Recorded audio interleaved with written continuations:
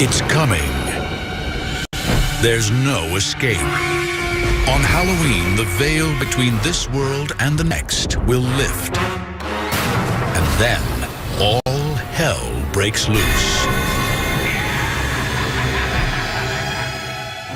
People have been scaring each other for as long as there's been a Halloween. But how long is that? Where does it come from?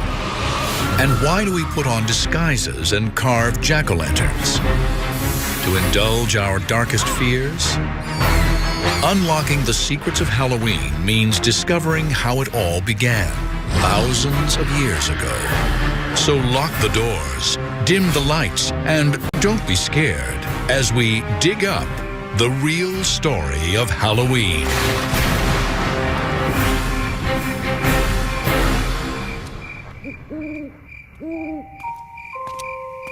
How can you describe Halloween without sounding insane? Masked children come to our doors and threaten us. In return, we give them candy. But why? Why do we carve faces into fruit, then light candles inside them? And why do we adorn our homes with coffins and tombstones? The truth is, we take great pleasure in scaring ourselves to death. Halloween is about being someone else. It's about getting outside your own skin. And I think we tolerate it because we know it's one night.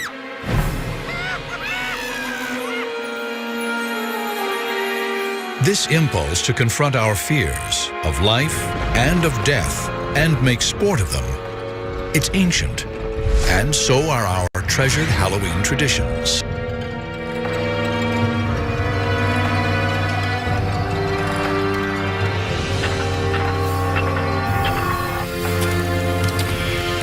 When did Halloween begin? And its ancient origins go back to the old Celtic calendar. And the old Celtic tribes divided the year between a light half and a dark half. And Samhain, their ancient holiday, was a precursor to our Halloween and was the beginning of the dark half. Thousands of years ago, the Celts, one of Europe's early tribes, celebrated their Samhain harvest festival with bonfires on the night of October 31st to welcome their new year. For ancient peoples, harvest was a matter of life and death. If crops failed, people starved. Death was always close. It was a bit of a warning. You know, it's going to get cold and dark.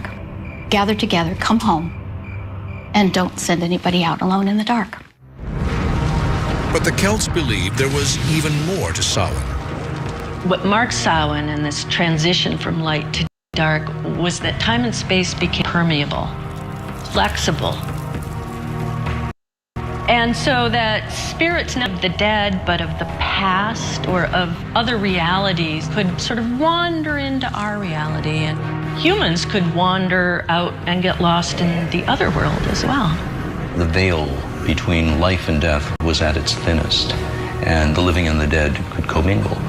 And that's at the root of all the Halloween celebrations. Stories persist of people on Samhain night getting trapped in the other world, and of the dead appearing among the living. But the truth is, we know precious little about Samhain. We can only guess that their bonfires likely drew one familiar Halloween icon, a thing familiar, yet frightening to many: the bat. Before there was electricity, the only way you would have seen a bat would have been by the firelight. And in fact, you probably would have seen it around the fire because bats eat insects, and insects are attracted to the light. Bats come out at night, and nighttime was scary time. So if bats are the best and baddest part of your Halloween, you might just credit ancient people like the Celts. And they weren't the only ancient culture with creepy traditions. Others also looked to their dead. Many, many cultures sort of set aside a day or a couple of days to ritually celebrate and recognize the dead.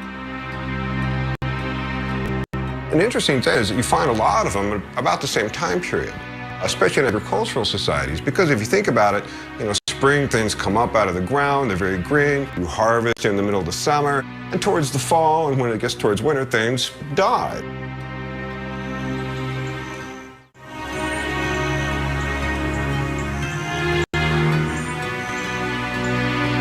How did these ancient traditions survive into our modern era? In Western culture, they were preserved by, of all people, Christians. In a bizarre twist of history, as Christianity spread, it adopted and reimagined pagan folkways rather than try to stamp them out. This made it easier to convert pagans. A key pagan festival destined to get a Christian makeover was Lemuria, when celebrants placated the dead, culminating on May 13th. Of all the different days that they have in the Roman calendar to celebrate the dead, it was the spookiest. So on the Lemuria, what are called the larvae, the ghosts of the departed, would come up and haunt people. To quell the dead, pagan Romans poured milk onto their graves or offered them little cakes. But the Church co-opted Lemuria in 609 AD, turning May 13th into All Saints' Day, a day to honor the most holy of dead Christians. Setting aside this day was an attempt to Christianize this very pagan festival, and yet at the same time what it did was it kept a lot of the same themes. The Christianized version of Lemuria was such a success that church leaders made a decision that eventually gave rise to Halloween. They moved All Saints, or Hallows Day, to November 1st to drain the life out of pagan Samhain. Because Samhain fell on the night of October 31st, before All Hallows Day on November 1st, people started calling Samhain All Hallows Evening, the evening before All Hallows Day. This shortened into All Hallows Even, and finally into Halloween. And then, to be safe, the Church went one step further, adding a holiday to honor not just saints, but everyday Christians. November 2nd became All Souls Day, a church-sanctioned holiday to honor the departed. This is real important for Halloween because this is where Halloween gets its association with dead souls, death, and the supernatural again. So thank the Church for inspiring the creepy essentials of Halloween. But wait, there's more. The Church also helped establish the tradition of trick-or-treating, sort of. It all started during the Middle Ages on All Souls Day, when priests told Christians to pray for souls trapped between heaven and hell in a netherworld they called purgatory. Purgatory was not a pleasant place. It's not as bad as hell is, but it's still probably pretty fiery. Souls are kind of suffering there. Luckily, there is something that you could do. You could offer up prayers for them. How did souls get out of purgatory? According to the Church, if enough prayers were offered, a soul would fly up into heaven.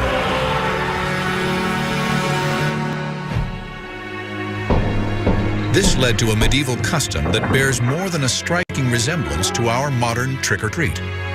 Children would go souling, begging for soul cakes, spiced cakes filled with raisins. In return for these treats, the beggars would offer up prayers for souls trapped in purgatory.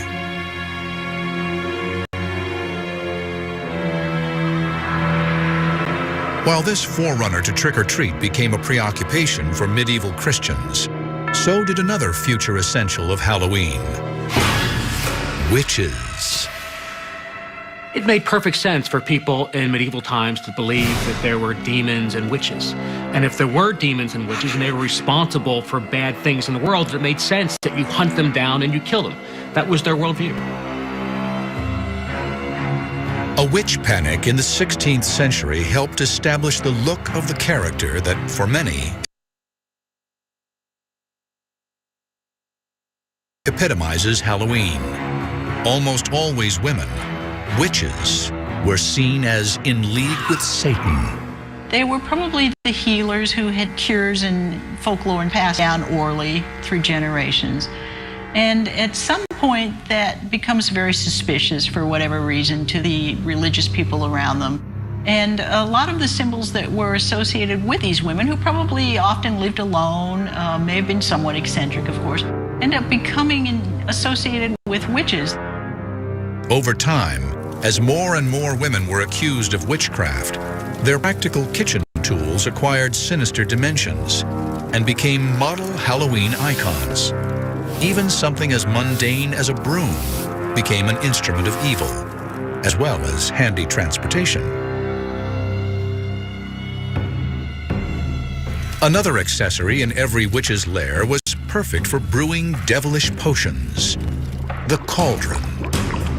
Cauldrons become very popular. Again, it was something that every household had in medieval ages. It was your basic cooking implement. The pointed witch's hat was a variation on a medieval countrywoman's hat. And of course, the mysterious lurking killer with the glowing eyes, the cat. It's not surprising that cats are associated with witches and Halloween. Cats can be a little enigmatic. You don't really know what's going on in their head. Also, they used to hang out near the hearth and by the brooms, so they became associated with witchcraft and with Halloween. Black cats and witches, graveyards and ghosts. The spooky elements of America's great Gothic holiday were taking shape. These ghoulish icons would soon make their way to the New World, where they'd help create the extravaganza we know today.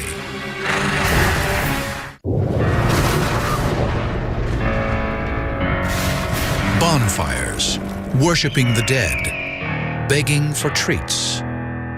The elements of our modern Halloween were haunting Europe at the dawn of the 17th century, but they hadn't yet collected into a spooky, secular holiday. History would now start consolidating them and give life to an odd celebration of death. It's death that makes this holiday. Whether it's the threat of death if there is a bad harvest, the end of one order or the beginning of a new, this idea of the endless cycle of life and death and renewal is part of a lot of holidays, not just Halloween. This period saw the continued influence of one of Halloween's most powerful icons, the mask.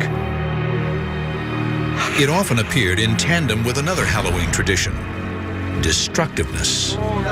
Rowdy beggars at All Hallows Eve also guzzled their share of alcohol, and demands for food and drink became more threatening. Masks helped hide their identities. In Britain, they got into some very particular forms that involved dressing in costumes and going house to house to present these little plays. And at the end of the performance, they would be rewarded with food and sometimes money. Was this trick or treat? Not quite, but the resemblance was there. In 17th century England, many of these customs survived only in rural areas, but they would soon turn up in the city streets, thanks to a pro-Catholic terrorist named Guy Fawkes. On November 5th, 1605, Fawkes tried to blow up London's House of Lords with 36 kegs of gunpowder. Guy Fawkes was tried, found guilty, and hanged. And according to legend, his body was then drawn and quartered, and the pieces were thrown into a fire. The next year, on the anniversary of the failed plot, and every year that followed, the children of London mocked the memory of Guy Fawkes by causing chaos in the streets, parading, begging, and building bonfires. Today, all over England, this is called Guy Fawkes Day, or Bonfire Night. Now, Guy Fawkes Day fell on November 5th, which is very close to Halloween, so a lot of the energy that was focused on Halloween sort of shifted toward Guy Fawkes Day. While it wasn't our Halloween yet, it had all the signs. Children and adults alike taking advantage of the darkness and letting loose. But would this pagan form of celebration make its way across the Atlantic to disrupt the sanctuary of the New World? Not if colonial Puritans had their way.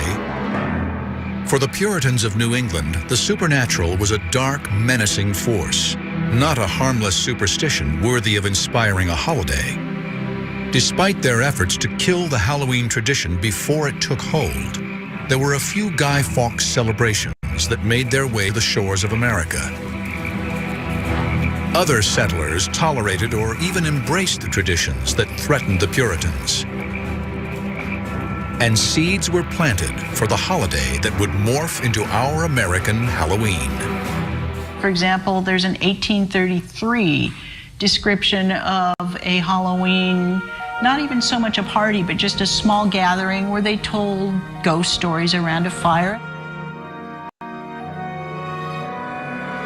But now, one more spooky standby. The image of a spirit or ghost would join witches and skeletons in a macabre Halloween dance. By the mid-19th century, America was primed for a much darker holiday. Having endured 4 long years of civil war that ended in 1865 with over 500,000 dead. There were so many unclaimed, unknown dead bodies that the Civil War left behind that this country was obsessed with death. And mostly it was that so many of these soldiers died unknown. We don't know what happened to them. So there was a huge sense of they could come back. Maybe they're not dead. It makes perfect sense that people would tell more ghost stories. And the very first Halloween ghost stories were about people coming back home. It's at this time that America's Halloween story really begins. After the Civil War, when Scots and Irish immigrants brought their rural, old-world Halloween customs with them, they helped to establish even more American Halloween traditions. For the Scots, it was a little bit of a scarier night. Until fairly late, we're still talking about the appearance of bogies on Halloween. Bogies, or boogeymen, were sort of amorphous, pestering ghosts that plagued children, hiding under beds or tapping on windows, or lurking by a gate or turnstile. There was a belief that there was a bogey on every stile, which meant on Halloween night you could cross any gate and there might be something sitting there waiting to get you. Halloween's signature symbol, the jack-o'-lantern, also began as a European tradition. But the prototype wasn't carved from a pumpkin. There's a great legend about a character named Jack-o'-lantern.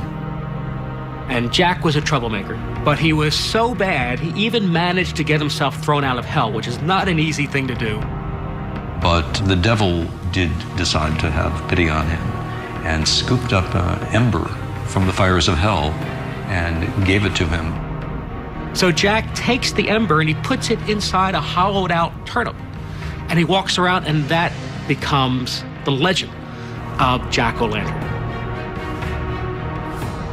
In one age-old European practice, children would carve their own jack-o'-lanterns out of turnips and light them with candles. The first reference we have in the United States to Jack-o'-lantern, it comes from Nathaniel Hawthorne, and he's writing in Twice Told Tales, and he's describing someone's very tattered coat, full of holes, and when you hold it up to the light, it shines like a jack-o'-lantern would. Americans improved on the jack-o'-lantern tradition. They substituted big, round pumpkins for the old world's hard little turnips, and Halloween finally had its trademark. Pumpkins are generally harvested around Halloween, and kids realized jack-o'-lanterns could be a prankster's best weapon on Halloween night. Kids figured out this great thing they could do. They could take a pumpkin and you could hollow it out and you put a candle on it. And then you take that pumpkin and you put it on a stick and you put a sheet over it and you parade around. You can put it in front of a window or something, and it's really a pretty scary picture. Jack-o'-lanterns soon became the face of Halloween. But Scots and Irish immigrants also brought with them the more rambunctious, stone-throwing, prank-playing Halloween reveling to America. And on Halloween night, at the dawn of the 20th century, there was a whole dark world of trouble just waiting for American boys. Halloween had been on a dark and scary journey from its origins with the Celts centuries ago. In the Middle Ages, it became a Christian holiday honoring the dead. But by the 16th century, it was turning into a rowdy kids' celebration, marked by begging and pranks. By the 1800s, Halloween had even moved into cities and towns across America. But the ghastly face of Halloween was reimagined in gruesome shades of orange and black at the turn of the 20th century. For the first time, artists of the era brought together all things scary and linked them to Halloween. Skeletons and spiderwebs, jack-o'-lanterns and bats. They established the look of Halloween that we still use today. Among these icons are white-sheeted ghosts. The sheet that a ghost wears derives from the winding sheet, the shroud that corpses were traditionally wrapped in before burial. And jack-o'-lanterns. The big grin still connotes the rictus of a death's head, as does the triangular nose hole. And even when it seems kind of jolly, death is still lurking there in the imagery. Horned devils came from medieval depictions of Satan. And witches from witch-hunting hysteria that swept through Europe and Puritan America. Witches became very popular in the early part of the 20th century, which is why they naturally became linked to Halloween. And there's actually a change in the way we perceive witches. The witches of the 19th century were old, they had big noses and there were warts. And the witches in the 20th century are actually kind of attractive. It makes Halloween just a little, not only scary, but also a little naughty. But even as Halloween was dressing its old customs in new costumes, it was also creating new traditions, bad ones. Was Halloween in the early 20th century getting out of hand? To the dismay of authorities and property owners, the answer was yes. It was whatever you could think of that was a bunch of mischief. Back in those days, people had buggies. The bigger kids tried to take a buggy and put it up on a haystack. And there's about a half a dozen of the guys, and they just kind of pushed it up the haystack. It was a lot of fun. Oh, we never did anything that was really destructive. Mostly tricks. But for others, those tricks were more destructive. Pranks, usually committed by adolescent boys, plagued cities like Chicago and Philadelphia. By the 1920s, Halloween in America was turning into a crisis. Tricks on Halloween night were out of hand. The destructive pranks went beyond just smashing pumpkins. Kids would take bars of soap and they'd put them in the rails for streetcars so that the streetcars would derail and people would actually get hurt. They would take the steps in front of people's doors and move them so when people walked outside they would fall over and get hurt. They would set fires. They would throw stones through windows. I mean, this is really destructive stuff. In rural communities, pranksters took wagons apart and reassembled them on roofs. They removed gates on farm fences so that animals could escape. This particular prank was so popular that in some places, the night before Halloween was called Gate Night. In other cities, it was Mischief Night, or even Hell Night. Halloween pranks during the Great Depression may have been in product of the desperation of the time, an excuse for troublemaking. But there was already trouble everywhere, and many communities couldn't afford to feed their own, much less clean up destructive messes. The Halloween of 1933 was actually labeled Black Halloween in a lot of newspapers because of all of the destruction that the cities incurred. The kids were no longer just doing innocent, silly things. Now they were smashing light bulbs. They were setting fire to buildings. They were smashing car windows. If Halloween were to survive, it would have to change. Schools and police departments and other civic groups consciously and very actively promoted the idea of taming Halloween. And so they started to invent all sorts of things for kids to do, to divert them. Townwide parties, costume contests, games, everything that you could think of to get the kids away from pulling tricks and into the light. Novelty companies like Dennison and Beistel helped out these civic efforts. Dennison published a series of Halloween guides called Bogey Books that suggested ways of turning Halloween from a prank night into a party night. Dennison was one of the first companies that realized there was money to be made off of Halloween. They started to put their own Halloween materials out for retail sale in drugstores all over America. They also made masks and paper costumes. This was a first. It was the first time that costumes were specifically made and marketed for Halloween. Before that, costumes had all been homemade. When I was a kid, it wasn't Halloween outfits like you wear now. So basically, you wore your overalls or your jeans or sloppy clothes, but you didn't go downtown and buy a special outfit just for Halloween. Just anything, you know, to make yourself a little conspicuous. Paper costumes were fancy and an improvement on the homemade variety, but they had their drawbacks. Unfortunately, a lot of that paper was flammable. And I was surprised at how many newspaper clippings I came across of costumes catching fire.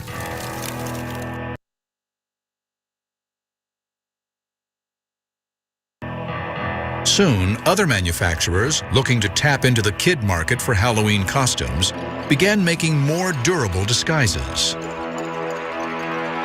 Sears' first box costumes came around 1930, and then it went from there. And the costumes came off of radio show characters and the funny papers. Costumes for parties, costumes for wild, town-wide parties, and for school parties and church parties. Halloween was a big social occasion. Halloween parades also helped drag the holiday out from the shadows and into the public arena. Allentown, Pennsylvania may have had the first parade in 1905, but others soon followed. Toms River, New Jersey in 1919. Anoka, Minnesota in 1920.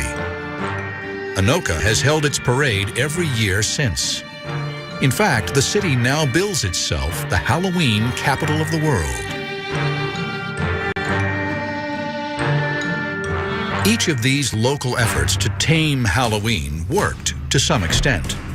But what Halloween really needed was a whole new tradition, and it would soon get one. But this new tradition would prove to be a variation on a very old Halloween theme.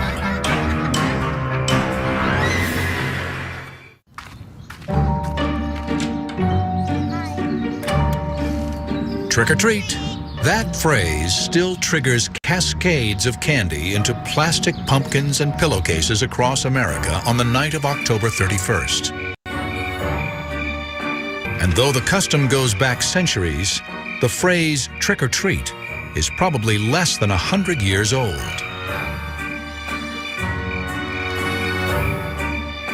Trick or treat is amazingly new. People think trick or treat goes back for centuries, and it doesn't. Trick or treat is actually less than 80 years old, probably. The term derives from pranking that was very widespread and destructive in America in the 20th century.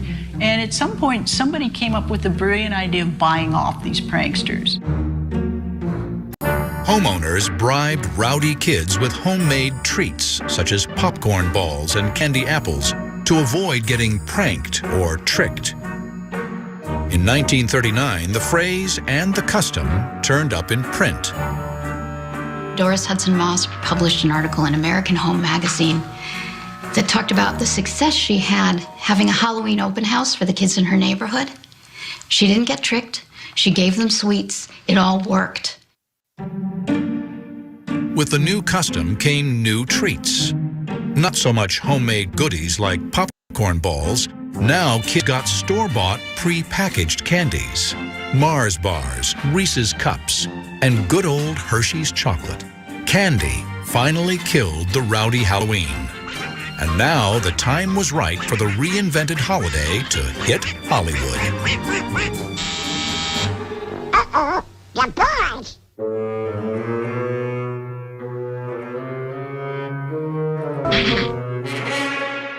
Hello, boys! Trick or treat! For you, and you, and you! Thank you, Mr. Donald! Halloween was becoming a pop culture phenomenon, a national festival attended by millions, celebrating the joys of scavenging for mass-produced candy. I loved Halloween when I was a kid. I participated in it. I loved the rituals of it. I loved the pranks of it. I loved the mischief of it. I loved going to houses and dressing up and getting candy, and then there were parties. I mean, it was just fantastic. Then in 1966, Halloween found a home where all pop culture ultimately goes: TV. Halloween's stature zoomed off the charts when America went trick-or-treating with Charlie Brown.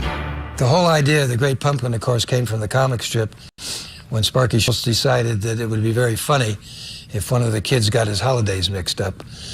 And so that's how Linus ends up in the pumpkin patch every year. Who are you writing to, Linus?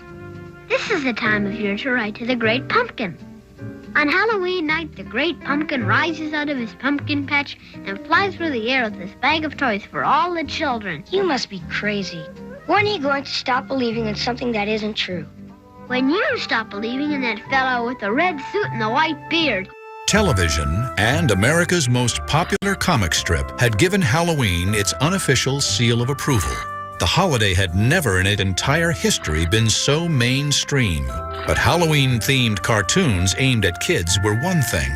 A movie for adults with Halloween as its theme was another. Nobody had ever tried it before. That is, until director John Carpenter took a stab at it in 1978 with the classic Halloween. The idea for calling my film Halloween came from the distributor. And when he said it, I thought, well, you know, he's right, absolutely right. There's never been really a Halloween-themed film. It's one of those eye-openers. Wow, why didn't I think of that years ago? What a great idea. Carpenter's $325,000 film would spawn a franchise grossing more than $500 million. It broke new ground, elevating the horror film from B-movie status to respected genre. And completely by accident, the film would also redefine our attitudes about Halloween masks. It started when the wardrobe budget forced the crew to create a mask for the villain, Michael Myers, for next to nothing. The production designer ran up to Burt Wheeler's magic shop on Hollywood Boulevard and bought this Captain Kirk from Star Trek mask, which didn't look anything like William Shatner, just looked this strange face, elongated face. But it was spray painted and fixed up a little bit. It was distorted, which is perfect. It's kind of written that way in the script, as wearing a face. The bargain basement mask and the villain behind it soon became another Halloween icon. Michael Myers still, even though the original movie came out in 1978, it still remains one of the most popular Halloween characters of all time. This idea of the masked stalker menacing young people at Halloween, it shifted the focus of Halloween away from ghosts and goblins to human villainy. But this nondescript mask did much more than that. It helped to redefine the limits of what a Halloween mask could be. And it ushered in a new face of Halloween, one for a new millennium.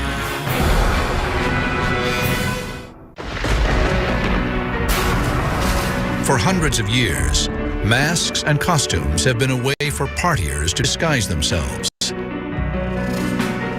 And now, it's a multi-million-dollar business. One Halloween-themed store, Burbank, California's Halloween Town, is so popular, it's open 12 months of the year, satisfying customers' need for disguise. We've had this business for 10 years now, and we really wanted to make it special, so we decided to open a year-round permanent store with ultimate spooky shopping environment. It really puts people in the mood to shop for Halloween. Halloween stuff is all over the store, but the heart of Halloween Town's business is masks. We have dozens of masks. We have the best zombies you can find, the best clowns. Masks and disguises have always been great ways to let you off the hook in terms of your behavior. With an acting out kind of holiday like Halloween, of course, it's perfect. When I was a kid, I loved masks, but usually all you could find at the local stores were crappy plastic, flimsy masks that lost their shape. But as time went on, they've really evolved into an art form where there's a lot of time spent in the sculpting and the painting. And now it's to the point where you can get an expensive, high-end mask that almost rivals movie quality. And Wayne Toth would know. He's a special effects artist for major motion pictures. We have a lot of customers that like higher end stuff or high quality stuff, so we go out of our way to get that. We have high end costumes, fancy jackets, and all kinds of accessories you really couldn't find anywhere else. We try and make it so no matter what you're looking for, you can find it here. Today's upscale masks and costumes are a far cry from the generic devils, witches, skeletons, and ghosts of the 1960s.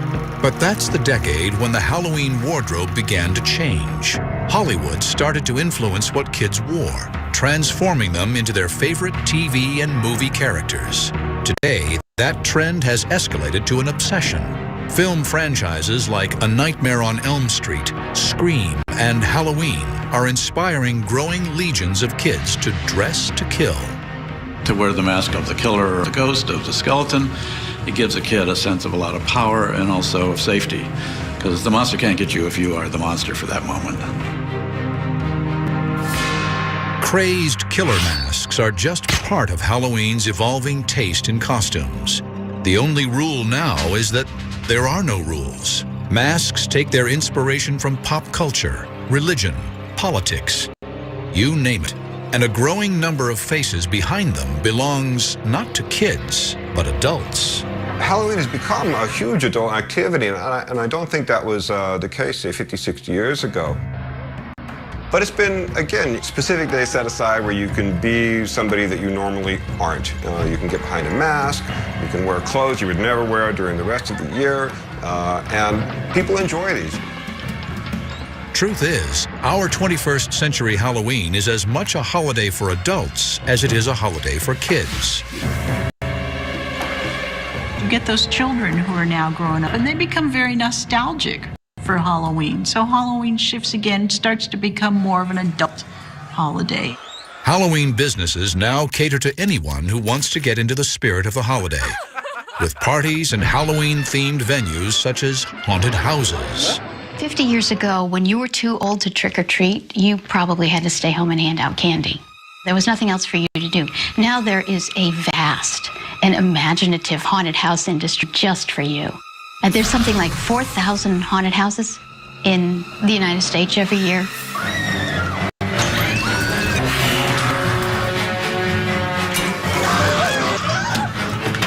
I loved haunted houses. It fascinated me. They terrified me as a kid. But haunted houses aren't the only place to find adults getting out on Halloween. In places like New York City's Greenwich Village Halloween Parade and West Hollywood's Halloween Carnival, the holiday takes a walk on the wild and naughty side.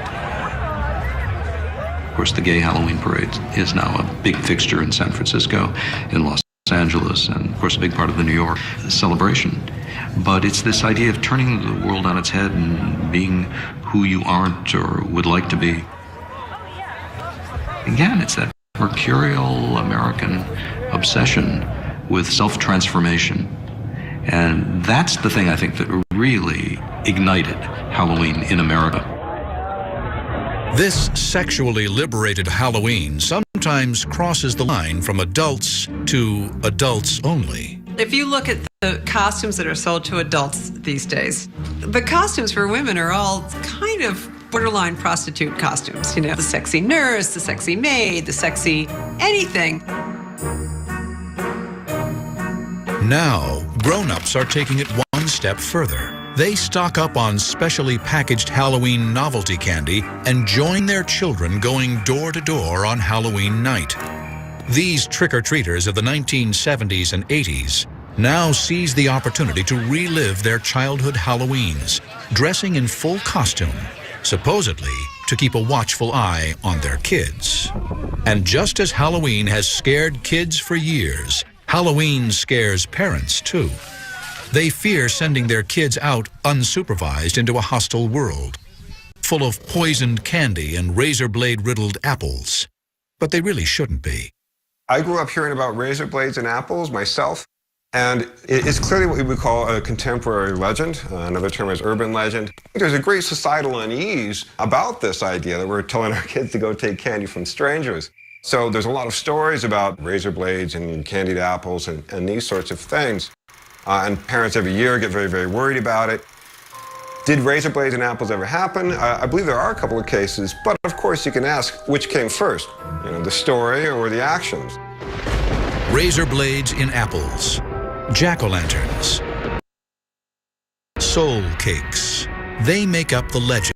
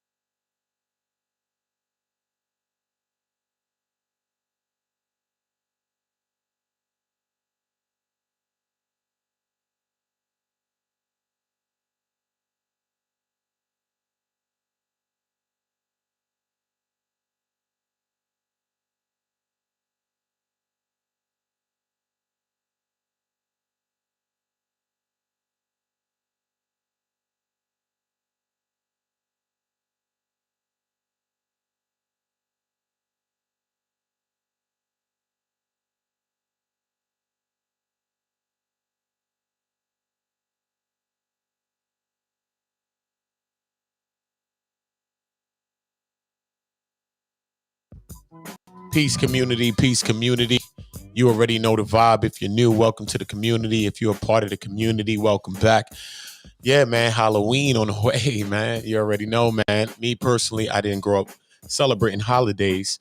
Yeah, I think I was one thing in for Halloween one time. I think I was a ghost, and it didn't take much to make that costume. All I had to tell my cousin was, "Get off the bed," and let me turn into that ghost and boo boo all the way down the damn road. You already know. But I don't know.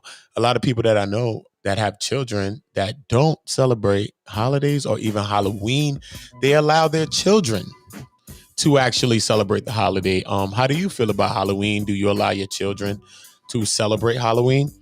I don't know. My friend earlier today, she was thinking about that as well when she sent her kids to school, and she was saying,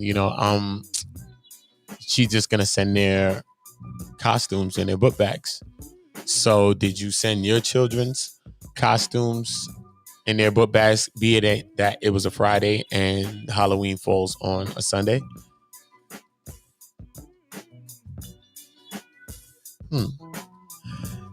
Yeah, man, it's crazy, man. It's crazy.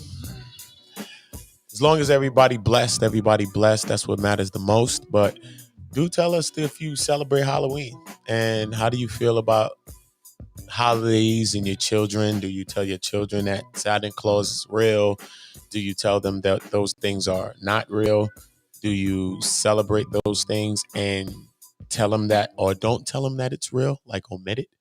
Or do you celebrate it and still tell your children that it is not real? Tell me how y'all thinking about that. You already know the vibe. Salute to everybody. Salute to you. Most definitely, that sending emails and tell me to get up certain content, tell me to throw this up.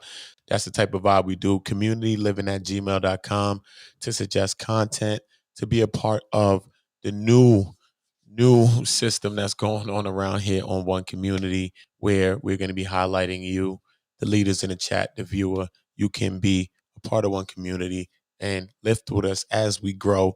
We're growing very fast. So that's why I haven't been streaming as much, because I'm doing a lot of things behind the scenes to put together some epic shows. I got some great interviews, a lot of great things that's going to be pumping out of Community. You already know what we're here for. We're here for unity. You already know we're here for peace. Sometimes peace, it takes war. But, we got to fight what we want. Just like Malcolm said, what I'm saying, it's going to be taken. It's not going to be given. And that's what it is. I'm willing to fight for it. I'm willing to scratch tooth and nail for it. But I'm not here to bring down my people. I'm really not. But I know that I won't be weaponized against. I know that I was given every weapon.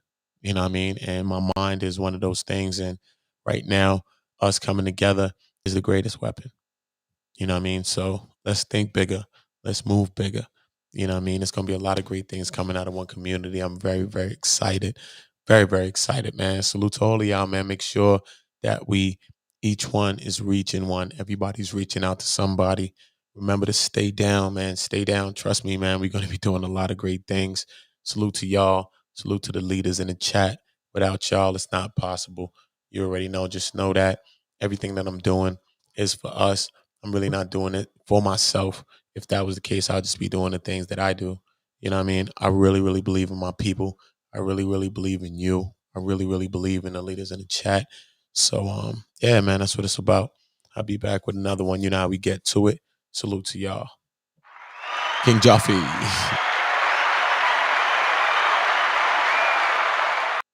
Video is sponsored by our first ever sponsor, Don't Hide the Plug. Don't Hide the Plug is an apparel company co-founded by two brothers from Flatbush, Tafari and Rossi Harper.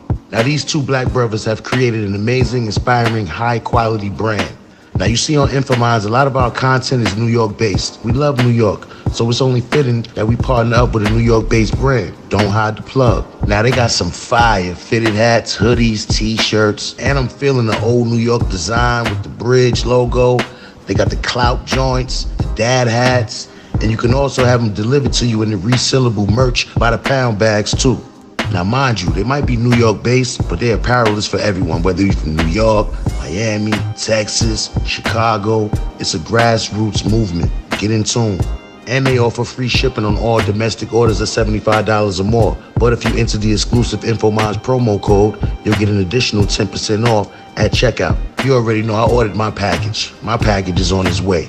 So I'll be wearing and showcasing the Don't Hide the Plug apparel in my next live. Go out and support these brothers. Check out their website. I put the link in the description box. Don't Hide the Plug.